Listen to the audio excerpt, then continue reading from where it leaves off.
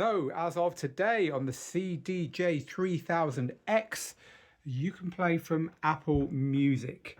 So it's easy to do. You need to have Apple Music logged in on your record box and you need to update your player to 1.3.1. So head over to the Alpha Theta website, grab yourself a USB drive and get 1.3.1 on there. When you've done that, log in using your usual method, NFC, or using the QC code, or using your USB if that's the way you do it. And once you've done that, you're going to see what we just saw here, access to Apple Music as one of your sources.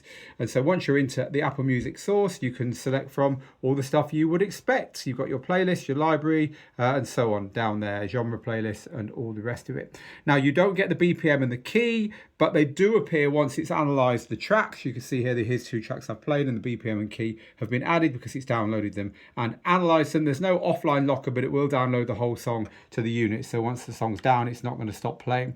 And one nice thing is that it will remember the cue points. So for instance, this track here, I took it off the deck, put it back on, and it's remembered that I put that cue point there. So pretty standard implementation. And I would say, honestly, for a lot of people, it's going to be something that they'll be scratching their heads about because people who use this kind of unit generally are Beatport users. But look, it's there. It's an extra service. And for people who maybe use these kind of players in more mainstream environments, in mobile places where you need to take requests and so on, it's certainly a far bigger service and one you're more likely to have than Tidal, which has been the only mainstream service available to date. Of course, we're all still waiting for Spotify to appear here. I think it's probably only a matter of time. But for now, Apple Music, as of today, is on the CDJ-3000X from Alpha Theta. See you again soon.